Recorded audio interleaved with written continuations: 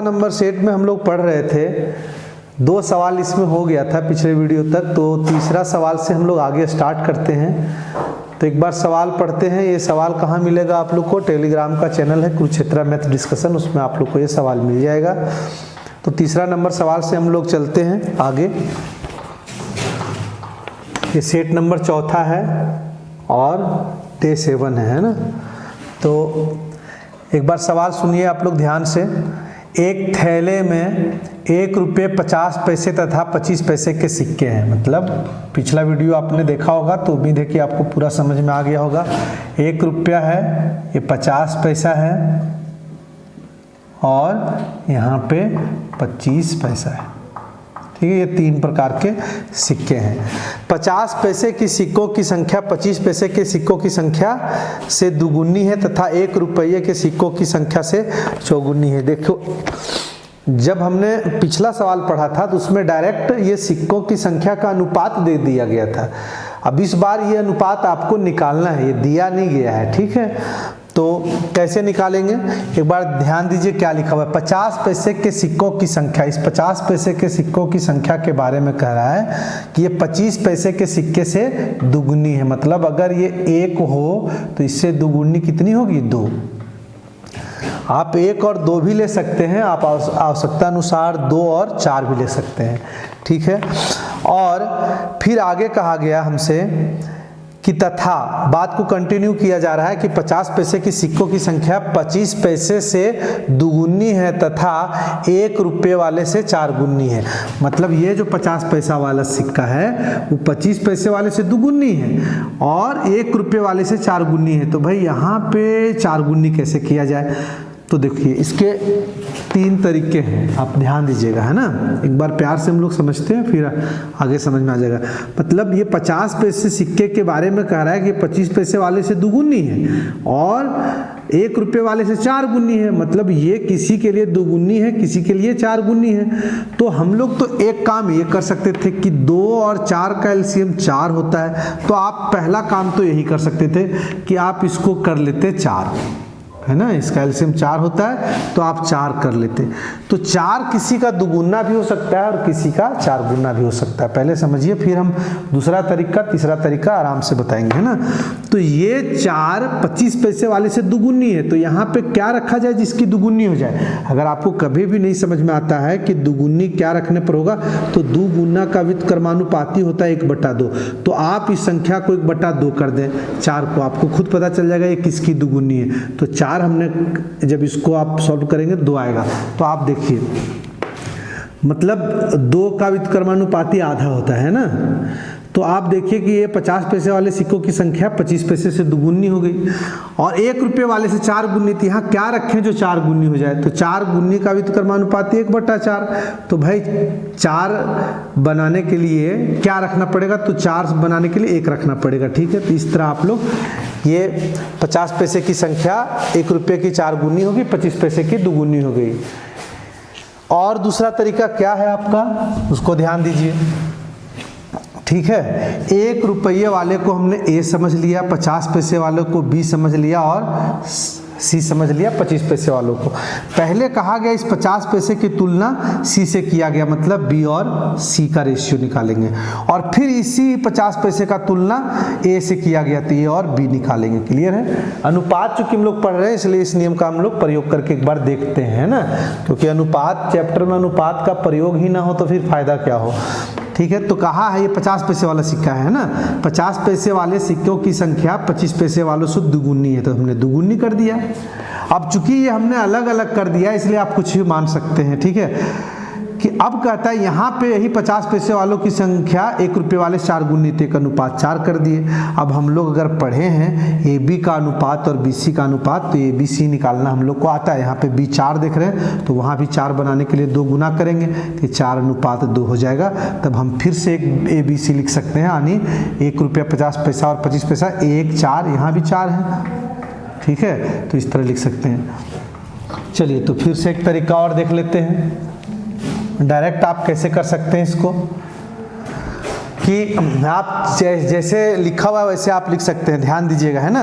50 पैसे की संख्या 1 रुपये, ये 25 पैसे की संख्या की दुगुनी है, आप यहाँ पर लिख लिए।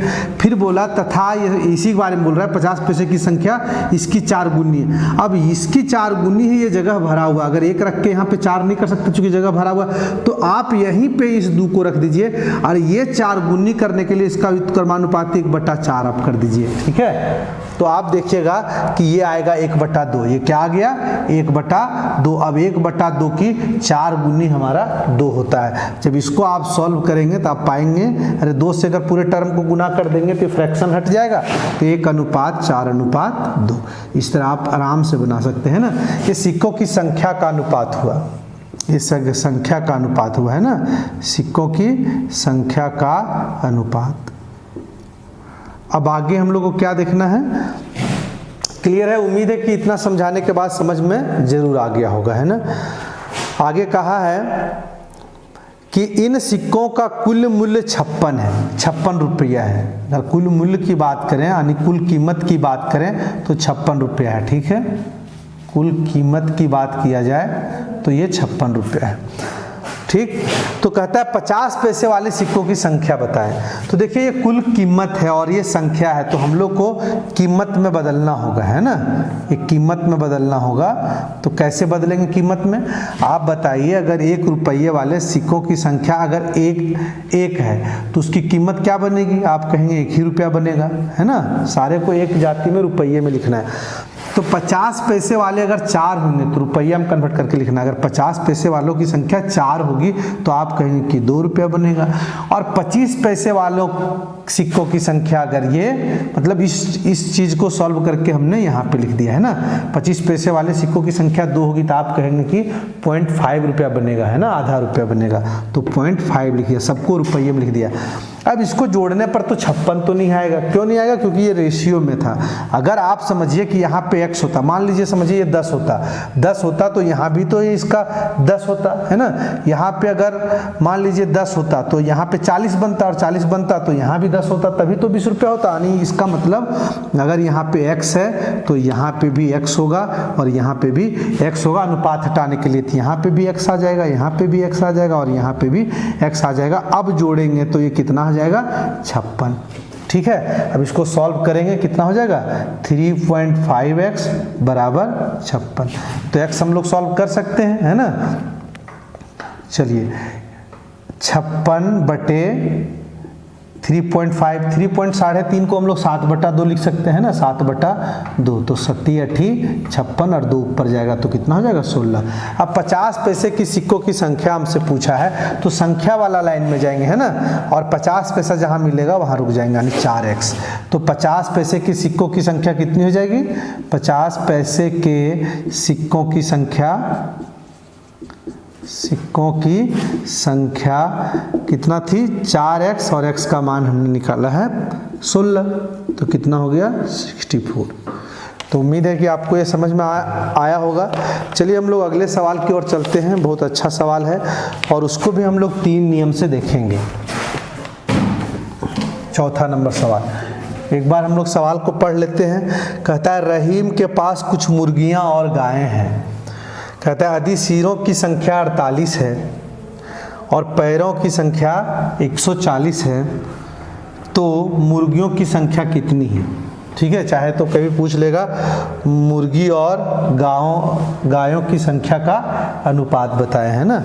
तो चलिए पहला तरीका जो एकदम बेसिक तरीका होगा उसको आप लोग देखिए। तरीका नंबर पहला, देखो भाई, किसी भी जानवर, मुर्गी और गाय, इसमें सबका एक एक सर होता है। इसका मतलब इन प्राणियों की संख्या, इन 48 अगर सर है तो 48 ही है ना। टोटल अगर सिर 48 है तो 48 होगा। लेकिन क्या होता है कि मुर्गी के दो पैर होते हैं और गायों के 4 पैर होते हैं। अगर गायें अगर ज़्यादा हुई तो पैर ज़्यादा होंगे और मुर्गियां अगर ज़्यादा हो गई तो उसके अपेक्षा कम होंगे, है ना। पैरों की संख्या, और अगर बराबर होंगे तब तो फिर ठीक है। तो हम लोग क्या करेंगे, हम लोग को कह रहा है कि पैरों की संख्या 140 है, तो आप कुछ भी नहीं ले लेंगे कि भाई 8 गायें होगी, 40 मुर्गी हो गया, इस तरह तो 40 मुर्गी होगी तो 40 दो पैर के हिसाब से 80 पैर होगा, और 8 चक्का 32, तो ये 140 तो नहीं हुआ। अगर ये कम ज़्यादा ले लेंगे, ये कम ले लेंगे, ज़्यादा लेंगे तो धीरे धीरे बढ़ेगा, पर इस तरह बारी बारी करके हम लोग नहीं देख सकते। एक तो तरीका ऑप्शन है जहाँ से हम लोग ट्राई कर सकते थे, लेकिन अगर विदाउट ऑप्शन बनाना है तो आप हम लोग कैसे बनाएंगे, हमसे जो पूछा गया उसी को x मान लेते हैं। मान लीजिए इस 48 में से मुर्गी की संख्या x है, तो बाकी गाय कितनी बची, 48 में से x जितना जाने के बाद बची है ना, ठीक है। अब हमारे पास पैरों की संख्या गिनते हैं। अगर मुर्गी x है तो मुर्गी के 2 पैर होते हैं, तो 2 गुना कर दिया। अरे भाई अगर 10 मुर्गी होगी तो कितने पैर होंगे, 2 पैर के हिसाब से कितना 20 होंगे ना, इसलिए हमने 2 गुना कर दिया। और प्लस गायें कितनी है 48 माइनस x, और इनके 4 पैर होते हैं तो 4 गुना कर दिया। अब इनके पैर और इनके पैर जोड़ने पर कितने आने चाहिए, 140। ठीक है, ये पहला तरीका है, पहले आप लोग ध्यान दीजिए। तो 2x और ये कितना होगा, 8 चक्का 32 और ये 4 चक्का 16, 192 और इधर 140। ठीक है, अच्छा यहाँ पे -4 छूट रहा है ना, और 140। तो आप बताइए अगर ये 2x है और -4x है, तो 2x 4x में जाएगा तो माइनस का 2x बचेगा, और जब वो उधर जाएगा तो प्लस का 2x हो जाएगा, और इधर घटेगा तो 52 होगा, है ना। तो x बराबर कितना हो गया, 26 मुर्गी हमारा निकल गया। तो ये पहला तरीका था। और भी आसान तरीका देखते हैं, दूसरा तरीका, तब फिर देखेंगे तीसरा तरीका हम लोग। चलिए दूसरा तरीका क्या है, आप लोग समझिए कि अगर 48 सिर है, मतलब 48 प्राणी है। अगर 4800 मुर्गी होती तो पैर कितने होते, 48 दूनी 96। ठीक है, और 4800 अगर गायें होती तो 4 पैर होते, है ना, तो ये हो जाता 192 पैर। तो अगर सारी अगर मुर्गी होती तो 96 पैर होते, और सारे अगर गायें होती तो 192 पैर होते। तो चूंकि न सारे गायें हैं और न सारे मुर्गियां हैं, इस वजह से क्या है कि 140 ही पैर है। तो किस रेशियो में ये दोनों हैं, आप एलिगेशन के थ्रू आप निकाल सकते थे, 52 होगा। और इधर से आप जब घटाएंगे तो ये कितना होगा, अब 140 में 44 हो जाएगा। ठीक है, और दोनों जोड़ने पर हमारा पैरों की संख्या कितनी थी, पैरों की संख्या 140 थी, और मुर्गियों की संख्या कितनी थी, ये प्राणियों की संख्या 48। तो जहाँ 48 हो जाएगा उतने दूर तक काटेंगे, जैसे एक बार 2 हमने काटा, 2 से काटा, 4 से भी कट जाएगा, लेकिन 48 अगर दोनों का रेशियो ये होगी मुर्गी और ये है गाय। ठीक है, मुर्गी और गायों की अनुपात अगर निकल जाएगी, संख्या का अनुपात, ठीक है, इन प्राणियों की संख्या का अनुपात निकल जाएगा हमारा, है ना, किस अनुपात में मिला हुआ। तो अगर जहाँ 48 आ जाएगा वहीं छोड़ देंगे, पहले 2 से काटते थे, हो गई 26 और ये हो गई 22, और दोनों जोड़ने पर 48 हो रहा है, मतलब मुर्गी 26 है और गाय कितनी है, 22। ठीक है, और अगर आप पूरा काट दें तो आपको फिर से एक स्टेप बढ़ना पड़ेगा, है ना। अगर पूरा काट देंगे तो 13:11 हो जाएगा। अब 48 को 13:11 में बांटना होगा। 48 टोटल था, जिसमें से 13 भाग मुर्गी और 11 भाग गाय है, तो हम लोग टोटल 22 से भागा देंगे, ये 24 से भागा देंगे, और अगर मुर्गी निकालना है तो 13 गुना करेंगे, तो 24 दूनी 48, 13 दूनी 26। तो ये स्टेप ना करने के लिए हमने उतना ही काटा जितना से जोड़ने पर पुनः 48 हो जाए। तो ये हमारा दूसरा तरीका था। हम लोग तीसरा तरीका देखते हैं। तीसरा तरीका याद रखने का बहुत सा सिंपल है कि अगर मुर्गी पूछा है तो मुर्गी के 2 पैर होते हैं, तो अगर हम मुर्गी में 2 गुना करेंगे तो गलत तो नहीं होगा। तो हम क्या करेंगे कि मुर्गी पूछा है तो गाय का पैर गुना कर देंगे, तो उसमें गलत हो जाएगा। मतलब गलत क्या हो जाएगा, सही वाला 140 पैर दिया गया है, तो वो गलत वाला जो आएगा तो हम उसमें देख सकते हैं कि गलत कितना है, तो गलत को हम लोग निकाल देंगे तो हमारा सही बचेगा। इसलिए अगर मुर्गी पूछा है तो गाय गुना कर रहे हैं। अभी समझाते सवाल को। 48 टोटल है, 48 टोटल अगर प्राणी है यहाँ पे मुर्गी और गाय मिला के, और मुर्गी हमसे पूछा है, पूछा क्या है, मुर्गी पूछा है, तो हमने क्या किया, गुना कर दिया कि हाँ ये हमने कह लिया कि चलो भाई सब जितने भी यहाँ पे हैं जानवर जो भी है, ये जंतु जीव जंतु जो भी हैं, सबके 4 पैर होते हैं। तो इस तरह अगर हम गुना करेंगे तो 192 पैर हो गया। तो गलत क्या हुआ भाई, गलत ये हुआ कि सवाल में तो बोला था 140 पैर है, भाई नहीं समझे, 140 पैर है, और यहाँ हमने क्या कर दिया, सभी को कह दिया 4 पैर कर दिया, ठीक है। तो ये गलती किसके साथ हुआ, गलत मुर्गी के साथ हुआ है ना यहाँ पे, कि मुर्गी के तो 2 पैर होते हैं, तो 2 पैर हमने एक्स्ट्रा जोड़ दिया है। फिर से आप ध्यान समझिए, ठीक है, कि गाय की जब बात किया जाए तो गाय देखिए, गाय के तो 4 पैर होते हैं, तो हमने अगर 48 प्राणी में 4 गुना किया तो गलत उसके साथ कहाँ हुआ, गाय के साथ, गाय के 4 पैर होते हैं। गलत क्या हो रहा है कि मुर्गी के 4 पैर नहीं होते हैं, यानी कि हर एक मुर्गी पर 2 पैर होते हैं और हमने 4 कर दिया, मैंने हर एक मुर्गी को 2 पैर ज़्यादा हमने दे दिया। इस वजह से ये एक्चुअल पैर से ज़्यादा आ रहा है। एक्चुअल में सवाल में 140 पैर दिया था, लेकिन 192 आ रहा है, मतलब कितने पैर बढ़ गए, 52 पैर बढ़ गए। तो ये पैर जो बढ़ा है ये किसका है, मुर्गी का है कि गाय का। तो आप कहेंगे कि भाई गाय के तो 4 पैर होते हैं, इसमें तो हमने कुछ नहीं बढ़ोतरी किया, जो भी ये पैर बढ़ा है ये मुर्गी के होते हैं। तो मुर्गी की संख्या 52 नहीं होगी, है ना, क्यों, क्योंकि एक मुर्गी के 2 पैर होते हैं और हर एक मुर्गी पर 2 पैर हमने जोड़ दिए हैं, और हर एक मुर्गी का 2-2 पैर एक्स्ट्रा कर दिए हैं। तो अगर 2-2 पैर एक्स्ट्रा कर दिए तो वास्तव में 26 ही मुर्गी थी, तभी तो 52 पैर एक्स्ट्रा हुआ। अगर 26 मुर्गी थी, एक पर हमने 2 पैर एक्स्ट्रा किया, तो 26 दूनी 52 पैर एक्स्ट्रा हो गया, ठीक है। फिर से ध्यान देंगे सवाल में, और अगला सवाल भी इसी टाइप का है, तो हम लोग उसको भी समझ लेंगे। अगर मुर्गी की संख्या पूछा है तो मुर्गी के साथ गलत करेंगे, है ना, गाय का साथ सही है। तो मुर्गी के 2 पैर होते हैं, हमने गाय वाला पैर गुना कर दिया, तो ये हो गया 192 पैर। तो हमारा 52 पैर बढ़ा, वो किसका बढ़ा, गाय का, तो सही गुना किया था हमने, तो ये बढ़ा मुर्गी का पैर, और 52 पैर बढ़ा। तो हम लोग को देखना है कि कितना पैर एक्स्ट्रा ले रहे हैं, कि 2 पैर होता है और 4 हमने कर दिया, तो 2 एक्स्ट्रा कर दिया है, तो 2 से हमने भागा दे दिया, यानी 26 मुर्गी थी। तो आप बहुत आसानी से इस सवाल को बना सकते हैं, एक बार समझने की आवश्यकता है। चलिए, तो इसी तरह से हम लोग आगे चलते हैं। ये सवाल नंबर है हमारा 5वां। कहता है राम के पास कुछ मुर्गी तथा भेड़ हैं, यदि दोनों के कुल पैरों की संख्या 100 है तथा दोनों के सिरों की संख्या 38 है, तो कुल मुर्गी तथा भेड़ों की संख्या का अनुपात। जब अनुपात में पूछा जाए ना, तब तो हम लोग उसी नियम का इस्तेमाल करेंगे, अनुपात वाला। 48, अगर ये 38 है प्राणी, और हमसे पूछा पहले मुर्गी और भेड़, चलिए इधर मुर्गी और ये भेड़, तो सारा का सारा मुर्गी होता तो हम लोग 2-2 गुना करते, तो कितना हो जाता, 76। और अगर सारा का सारा भेड़ होता तो भेड़ में 4-4 पैर होता है, तो हम इसमें 4 गुना कर देते, तो 8 चक्का 32 और 4 तिये 12 और 3 15, है ना। चलिए, तो अगर सारा का सारा मुर्गी होता 38 से टोटल हालांकि, है ना, तो सारा का सारा अगर होता तो 76 पैर होता, और सारा का सारा भेड़ होता तो 192 भेड़ होता। लेकिन सारा ये है ना, ये है, किस रेशियो में इसकी संख्या मिलाया गया है कि इसके पैर हो रहे हैं 100, तो इनकी संख्या का अनुपात निकल जाएगा, है ना, संख्या का अनुपात निकलेगा।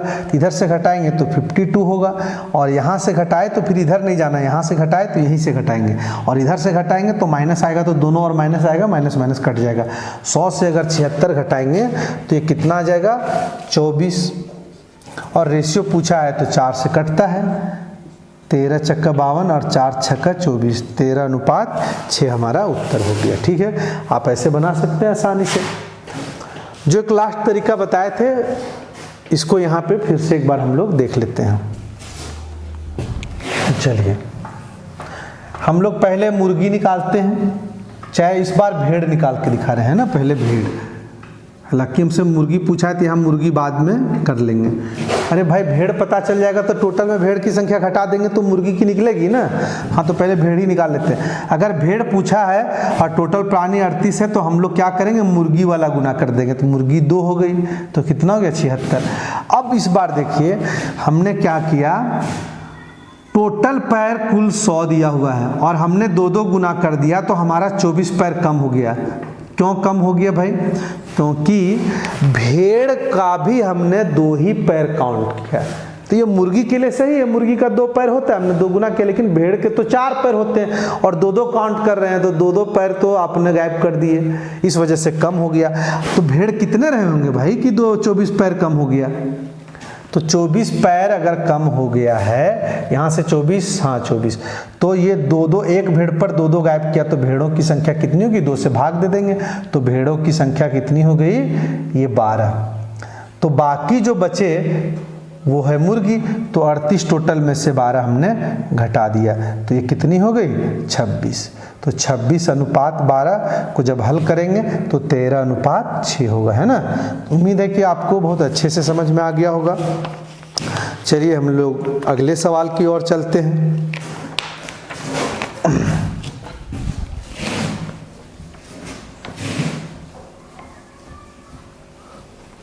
तो 6ठा नंबर सवाल है, आप लोग देखिए। कहता है एक व्यक्ति 4 जोड़ी काले मोजे और कुछ जोड़े ब्राउन मोजे का ऑर्डर दिया। काले जोड़े का मूल्य ब्राउन जोड़े के मूल्य का दोगुना है। बिल बनाते समय क्लर्क ने गलती से काले और ब्राउन जोड़ों की संख्या में परस्पर अदला बदली कर दी और जिससे बिल में 50% की वृद्धि हो गई। मौलिक ऑर्डर में काले और ब्राउन मोजों की जोड़ी का अनुपात पूछा है। आप देखिए, अगर आप 5 जोड़ी, एक बात छोटी सी बात समझा रहा हूँ, 5 जोड़ी अगर आप मोजे खरीद रहे हैं और एक जोड़ी का दाम है 10 रुपया पर जोड़ी, तो आप बता सकते हैं कि टोटल कीमत कितना लगेगा। आप कहेंगे कि एक जोड़ी का दाम 10 रुपया, तो 5 जोड़ी के लिए गुना करते हैं तो 50 रुपया होगा, है ना। आप ये सिंपल सी बात जानते हैं। चलिए पहले इधर लिखता हूं मैं काले जोड़े, इधर काले, इधर ब्राउन, हाँ ब्राउन। तो चलिए इनकी संख्या का अनुपात दिया है 4 जोड़ी काले मोजे, तो 4 जोड़ी हमने लिख दिया, ये संख्या में है ना, संख्या, और ये सारा संख्या जोड़ी में है तो जोड़ी में ही रहने देंगे, ठीक। और कुछ जोड़ी ब्राउन मोजे, तो पता नहीं है तो हमने x लिख दिया, और रेशियो ही लिख रहे हैं क्योंकि रेशियो में और भी, इस रेशियो में कुछ, क्यों रेशियो में लिख रहे हैं इसका कारण अभी बताते हैं। जब कीमत की बात करते हैं ना तो कीमत की बात रेशियो में दिया हुआ है। क्या लिखता है, कहता है कि काले मोजे का मूल्य, काले मोजे के मूल्य क्या है, ब्राउन मोजे से दुगुना है। तो अगर ये 1 है तो ये 2 है, तो इस तरह अगर दुगुना है, एक दूसरे का आधा है, तो इसका मतलब अनुपात होता है। ये अनुपात के शुरुआत वाले वीडियो में आप लोग देखेंगे। तो ये अनुपात में एग्जैक्ट मान है नहीं, तो क्यों ना हम इसको भी अनुपात में ही निकालें, है ना। तो चलिए भाई कीमत, तो कुल कीमत पर आते हैं। ये कीमत है पर जोड़ी, है ना, कीमत प्रति जोड़ी है। तो कुल कीमत क्या होगा, कुल कीमत कैसे हम लोग निकालेंगे कि कुल कीमत और सही वाला निकाल लेंगे, है ना, ये सही वाला, कि ये वाला अगर 4 जोड़ी का दाम 2-2 रुपया के हिसाब से समझ ले तो कुल कीमत 8 रुपया होगा। और यहाँ पे x जोड़ी का 1-1 रुपया समझ ले तो x गुने 1, अरे भाई x गुने x x होता है, तो कुल कीमत कितना हुआ, इतना रुपया। लेकिन गलती किया क्लर्क ने, है ना, कुल कीमत ये गलत वाला है ना। गलती क्या किया कि परस्पर अदला बदली हो गया, तो उतना नहीं पढ़ेंगे। परस्पर अदला बदली हुआ होगा मतलब इसके साथ गुना करने के बजाय इधर गुना हो गया होगा, और ये इसके साथ गुना करने के बजाय इसमें ये गुना हो गया होगा। तो इस तरह कीमत कितना हुआ 4, और इधर से कितना गुना हुआ होगा 2x, तो ये गलत कीमत हो गया, है ना। और इससे बिल 50% ये बढ़ गया, ठीक है। इसका मतलब अगर कोई चीज़ 100% आने वाला था तो वो 150% हो गया, है ना। तो भाई तो ये बराबर तो नहीं हुआ, ज़्यादा आ गया। बराबर करने के लिए इसको पुनः 100% पे करना होगा, है ना। 100% पे कैसे कर सकते हैं, 100/150 कर देंगे, तो ये वाला कट के बराबर हो जाएगा। या तो आप इसी को 150% कर लीजिए तो ये इसके बराबर हो जाएगा, चाहे आप जैसे बराबर करना चाहिए। इस बात को आप समझ गए होंगे, क्लियर है। तो ये 50% अधिक है, तो ऐसा करते हैं, अगर समझ गए हो, इधर देखो भाई कवर हो रहा है, देखो चैंपियन, इधर देखो जो कान में लगाए हुए, देखो इधर कवर हो रहा है यहाँ पे नीचे। तो ये वाला हमने मूल्य लिखा 8 प्लस x, और ये मूल्य 50% बढ़ा हुआ है, मतलब 4 प्लस 2x। तो या तो 50% इसको बढ़ा दें, या तो 50% इस तरह से हम लोग कर लें, ठीक है। तो इसको ऊपर हमने 100 कर दिया और इसको 150 कर दिया, ठीक है। अगर ये 50% ज़्यादा है तो ये एक्स्ट्रा काम हमको करना होगा। या तो 50% इसको भी बढ़ा सकते हैं, 150/100, तो ऐसे भी उधर जाएगा तो यही बनेगा। और ये 2 कितना हो गया 3। जब इसको हम लोग हल करेंगे तो आपका x का मान आसानी से निकल जाएगा, है ना। तो चलिए 8 दिया 24 प्लस 3x, और उसको जब हल करेंगे तो 8 प्लस 6x। इधर जाएगा तो कितना हो जाएगा, इधर जाएगा तो 3x हो जाएगा, और ये अच्छा ये 8 दिया 24 3x, ठीक है। ये 4 दूनी 8, अच्छा 2 दूनी यहाँ पे 4 होता है ना, 4x, ठीक। तो ये हो जाएगा 16 और ये हो जाएगा x, ठीक है। हमसे क्या पूछा गया कि आपको बताना है सवाल में कि काले और ब्राउन मोजे की जोड़ी का अनुपात क्या होगा। तो काले जोड़े 4 तो थे, अरे काले जोड़े कितने थे 4, और ब्राउन मोजे कितने निकल गए 100, ये 16, तो अनुपात क्या होगा 1:4। क्लियर है आप लोगों को? तो उम्मीद है कि आपको समझ में आ गया होगा। चलिए अगले सवाल पे चलते हैं। ऑप्शन से भी बना सकते हैं हम लोग, है ना। यहाँ पे कुछ भी ले लेते हैं, जैसे आप देखिए ऑप्शन से कैसे बना सकते थे, इसे देखिए। ये रेशियो में नहीं है, ठीक है। ये 4 जोड़ा इसका एग्जैक्ट वैल्यू है, ये 4 जोड़ी है, ये 4 जोड़ी है। और रेशियो अगर 4:1 अगर मानते हैं, अगर ये रेशियो है तो 4 अगर 4 हो गया तो 1 अगर 1 हो जाता है ना। 4 अगर 4 हो जाता तो 1 इधर 1 हो जाता, ठीक। और कीमत बोला था ये इसका दुगुना है, तो ठीक है। इधर से गुना करते थे, 8 रुपया था और इसमें 1 रुपया था, 9 रुपया बन रहा था, ठीक है, 9 रुपया।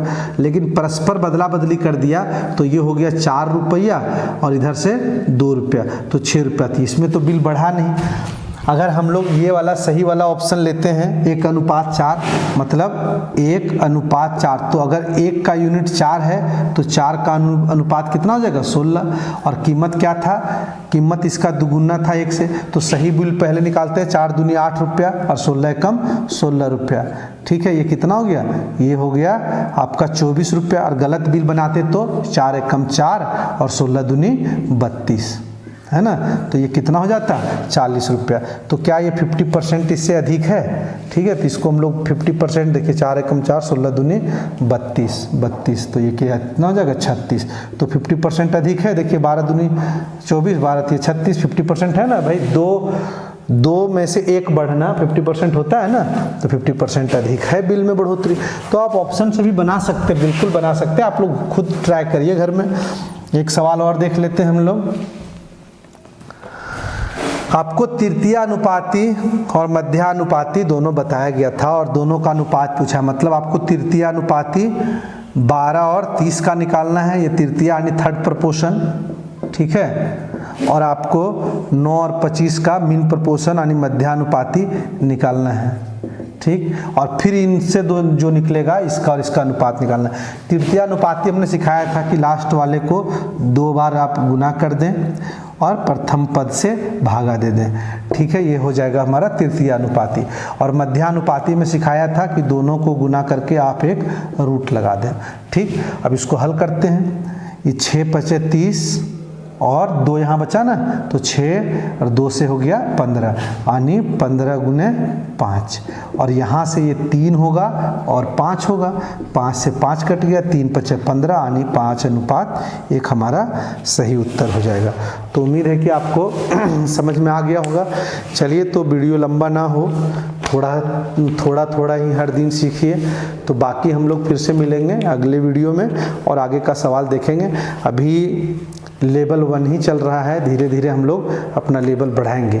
तो अपना जो आदत है वो यही है कि पहले छोटे छोटे सवालों को, इम्पोर्टेंट सवालों को आराम से समझाते चलते हैं और फिर लेवल बढ़ाते हैं, ठीक है। यानी छोटे से अगर आप आराम से सीखेंगे तभी आप आगे का सवाल बना पाएंगे। अब बच्चे लोग चाहते हैं कि एकदम पहला ही दिन टफ सवाल बताएं। कुछ बच्चे ठीक है, ऐसे नहीं पढ़ा जाता है, जैसे पढ़ाया जा रहा है वैसे पढ़िए। आप लोग को उम्मीद है कि आप एक समय में आपका मैथ भी अच्छा होगा और अच्छा भी लगेगा, ठीक है, और रिजल्ट भी आएगा। चलिए धन्यवाद सबको, बाय बाय।